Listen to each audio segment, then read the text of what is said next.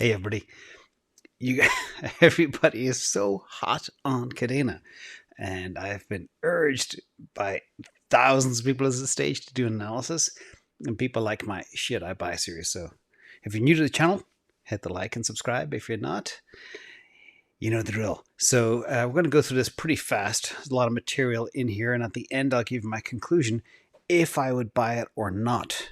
And this channel is about math, money, and freedom, and we're going to go into Kadena hard. And also, this is not investment advice. This is edutainment. So normally, we go through our 10-point structure. This time for this token, it's a little bit different. I'm going to go a little haphazardly through the whole process. So bear with me as I do that. But I'm going to focus much more on the quant aspects of Kadena and what it means as an investor. All right, so what it does, let's start at the very top. It is supposedly, some people call it a Bitcoin killer, an Ethereum killer, all in one. It is supposedly infinitely scalable. It has a proof of work consensus. It has an upgradable smart contract capability, and its consensus mechanism is chain web. We'll talk a bit more about that as well. But basically, the easy way to think about this, it is a public blockchain that aims to optimize for scalability and features, and a new smart contract language dubbed Pact. Now, this comes equipped with formal verification and upgradable smart contracts, and Kadena also uses, as I mentioned, proof of work, and we'll dig deep into what all of that means as we go forward.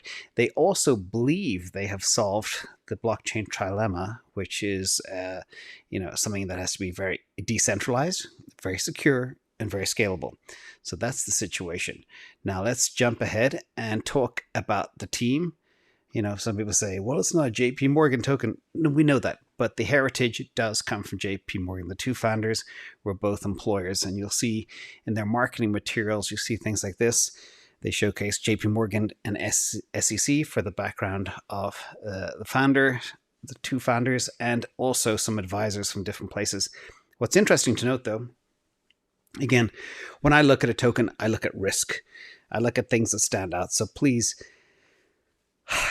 there's some stuff here that is kind of unusual. Like, they are from JP Morgan. They have tight financial ties, but they're not listed. And they're a number 60 token out there. They're not listed in any big exchange. So I thought that was a bit strange.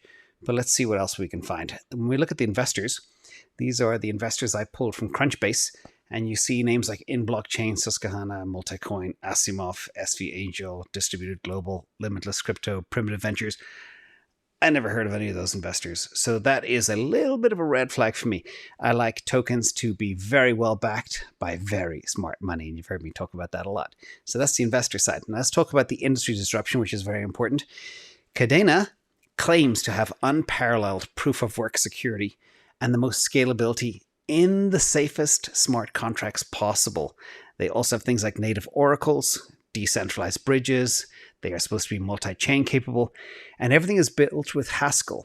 Now, Haskell, you guys may know, is also used by Cardano as well, but it's known to be very hard to develop on. So that's another important issue, which is kind of a slight issue, but we'll see if the Cardano development team are working better with Haskell right now. But this chain, Kadena, have chosen Haskell. Now, let's talk about some of the marketing. The marketing materials tend to be very aggressive. And again, I'm being very objective here, but kind of when they list their capabilities and market cap, you clearly see that they feel that they need to be in the same market cap territory as some of their quasi-competitors. They talk about state-braided proof of work, sharding chain web, stressing the small market cap, negligible fees, 480,000 transactions per second with 20 chains, unlimited miners, and so forth. So there's tons and tons of marketing material behind it. Now, when I went to the white paper and the website, page not found. This was cross-linked from many different places, and the white paper was not available on their website, which again is another slight concern. I was able to dig up the white paper anyway, but again, it was hard to find. So let's talk about some food for thought. The world is moving to proof of stake. All the smart contract platforms are proof of stake. These guys are going against the grain. They are going proof of work. Now, believe me, I love proof of work. Proof of work secures the most pristine asset in the world, i.e. Bitcoin. But the world and the smart contract platforms are all moving to proof of stake. So this will be interesting to dig into a little bit as well. We'll talk more about that too. In terms of Kadena Developers, you can see here, they don't have a very active GitHub page, but sometimes a lot of development is done internally and off of the public interweb. But when you look at some other chains, they have very active development pages. So again, not an issue, but something to keep an eye on as well. Let's talk about the braiding here of the whole chain. The way Kadena scales is basically they believe they just add chains to scale. So for example, Bitcoin has one chain. Kadena believe they can add 200 distinct chains and that will help them scale just like 200 Bitcoins. And that's the real secret behind this platform. So they believe with 20,000 proof of work chains, they could easily do 600,000 transactions per second. Again, the numbers start getting kind of crazy real fast, but remember, platforms like Solana crapped out at 400,000 transactions per second a couple of months ago. But the real secret here is within their graph theory, let me try and explain this, a little bit complex, to propagate against each chain only needs to chat with each peer chain. So basically only 2 communication jumps are required. So braiding 20 chains is supposedly pretty easy to do. It guarantees performance compared to DAG based performance from other chains that are out there. So let's dig into this a little bit more. Let's look at these incredibly impressive low fees. So here, when you see basically these fees are basically for free, I had to double check the zeros and punt them in because that became part of my model. But the transaction fee is 0.0000000000956, which is nothing. Nothing at all. But that's important. It's either very impressive or concerning, depending on how you look at it. So if I was a miner, how many transactions would I need to process to earn $1? And the answer is about 1.04 billion transactions. So this thing scales like nothing I've ever seen before. And it is basically free to use. Now, just imagine you're a miner and you depend on these fees, you're not going to get very far. So remember also to put things in perspective, 1.04 billion transactions to earn $1 is 2.5 times the number of annual transactions on Ethereum, which is crazy when you think about it. Now, in terms of the number of transactions you need to process to earn $10,000 to buy a mining rig, that would be about 11 trillion transactions. That would be, again, decades and decades and decades of Ethereum transactions. So obviously the fees are completely negligible. So how do they pay the miners? Let's dig into that. Aha! So miners get paid with tokens.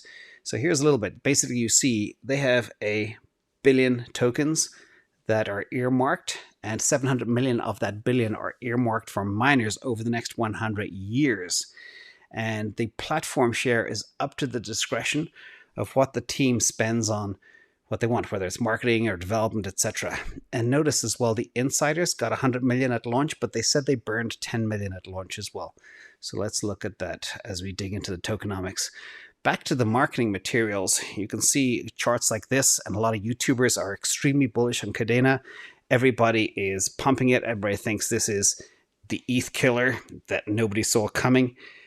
But I have a slightly different perspective. So in the marketing materials, you can see they make it look like the insiders don't get anything. But let's dig a little bit deeper to that. So you see 70% is earmarked from miners. But remember, that's over 100 years. You have 20% for the platform. That's up to the discretion of the insiders as to what they spend that on. And then 9% for the rest. But what does that look like today? So another piece of marketing material, they put insider token allocation compared to the other chains like Solana, Avalanche, you name it, Polkadot. And you can see it looks very impressive at first sight, but you have to dig a little bit deeper. So if you look at the actual issuance today of 157 million, you will see that the insiders actually have nearly 60% of the allocation.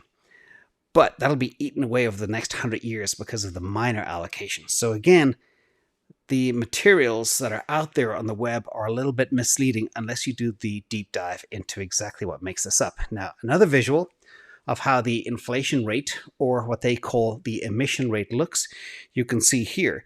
Now, there was some strange language in the documentation that I pulled.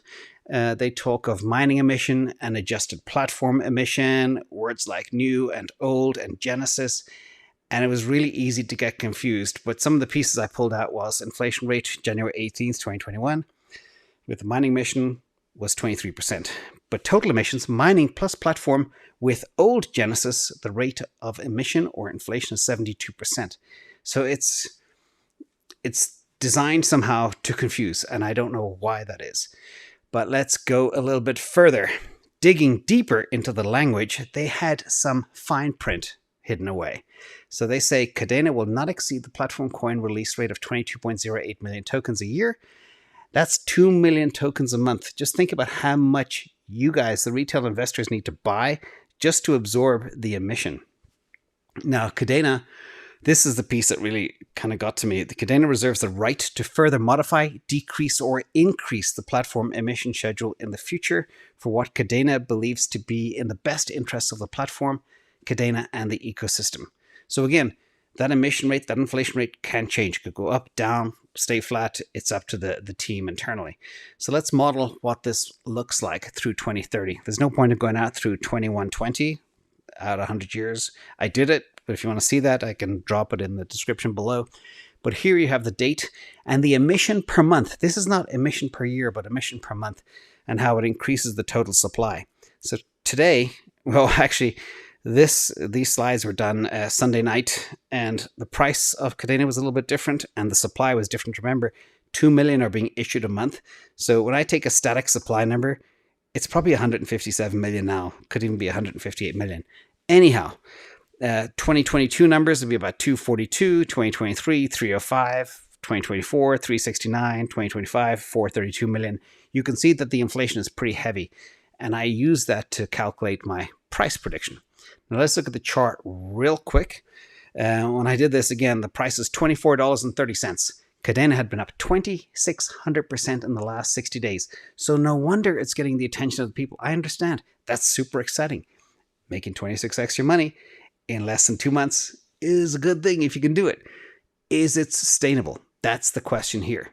So looking at the internet, there's a lot of analysts that just love Kadena. This guy, his name is Ryan Matta. He is very much behind Kadena, very bullish on it. I also pulled in numbers from Trading Beast, Wallet Investor, Gov Capital, Coinpedia, all the other guys, but he believes Kadena could hit $155 in 2025. So let's see. Let's look at another analyst that was kind of a little more grounded. I like to compare multiple ones too. This analyst is actually called Price Prediction, believe it or not, and they do crypto price predictions. Their price predictions go 2025 to about $91, which is a little more reasonable than $150, and 2031 up to $879, so a big jump. But you have to remember, this might look parabolic, but it's actually called just basic compounding. So if something goes up 30%, 60%, 70%, 100% a year, it eventually goes like that. And that's the beauty of getting into projects early. But looking at these numbers again, they have the less aggressive $92 in 2025, but the compound annual growth rate is very, very low. For this model, it's about 30%. So as far as I'm concerned, I don't invest in something unless I can at least double or triple my money. So getting 30% per year is not of interest to me. Now, what I did was I created my own little model. This is just to show you guys, not anything else. And I assumed a very conservative 65% compound annual growth rate, which is about a third of what Bitcoin gets every year on average since inception. And try and see in my brain if it makes sense. Considering the high inflation, could this token work for me? So assuming a compound annual growth rate and the supply that increases by those amounts by 2 million a year up until 2026, and then 1.7 million a year, which is of course subject to change. This, assuming a 65% compound annual growth rate, which for crypto is not that big, would lead us to a market cap of about 2.2 trillion by the year 2031, which again is a very significant market cap. That's nearly twice what Bitcoin is today. Do I think it can get there? I don't know. Let's jump into the conclusions real quick. I'm going to go through everything that concerned me about this project. And first of all, we are facing 100 years of inflation, which is okay. Bitcoin has that too. There's a lot of similarities between this and Bitcoin, but Bitcoin is over 90% issued already, and the last 10% will be issued over the next 120 years. Second of all, the team has the options to increase inflation. Third, marketing materials paint a different picture of reality, which gives me a little bit of concern. Maybe I was just pulling the wrong marketing materials. I don't know, but it was concerning. Parts of the website are down, couldn't access the white paper from the website. The other thing that's really important to look at, everybody out there, is if the miner incentives fail, if the token fails. This is the same problem that Bitcoin has. If it is no longer lucrative for miners to mine Bitcoin, they won't do it. They will stop. There is no transaction fee to be had on this platform. It's all token issuance from mining. So that's very, very important to consider as a very big risk. Almost finally, there's no real dApps or DEXs, and it's a top 60 crypto. This is bigger than Engine Coin and other big names that have proven models. The security is unproven. There's no investors of note that I could find, and it seems very centralized. But that is okay, because new chains tend to be centralized until they start decentralizing with miners and validators, etc. Second part of my conclusion is they have Haskell, which is a headache for adoption for developers. It's very hard to code in. Due to what I call unknown unknowns and lack of data points around scalability and security, the risk is far too high for me. For those that are invested, beware of the high inflation. That's all I stress. Could it become, this is the most important thing here, could it become a $2 trillion asset over the next 10 years? Possibly, but unlikely. And in my experience and in my life, sometimes if things appear too good to be true, sometimes it is. So, final conclusion. Now, sometimes my numbers may have a prediction, but despite what I say, it does not mean some tokens will not moon. So, with all the hype around this, people just jumping in, people not crunching the numbers, not looking at inflation, could still buy it and drive it up. But I think there's way better values out there. So, not hating on the platform. I need to see a lot more proof points, a lot more adoption, a lot more testing around scalability. I need to see more decentralization. I need to make sure the whole mining situation will work and they are happy with their tokens. But as far as I'm concerned, 2 million tokens inflation a month for the next 5 years, that's a bit scary to me, as well as a whole bunch of other stuff that is just untested. So I would not be buying this one. That's the conclusion. A big thank you to everybody for being here, and we'll see where this one goes. I'd be interested to circle back in a year's time or 3 years' time and see if I am right or wrong. Okay? Just an opinion of a guy on the internet. Don't hate the hater, hate the game, or whatever. Don't hate the player, hate the game, something like that. Anyway, thanks all.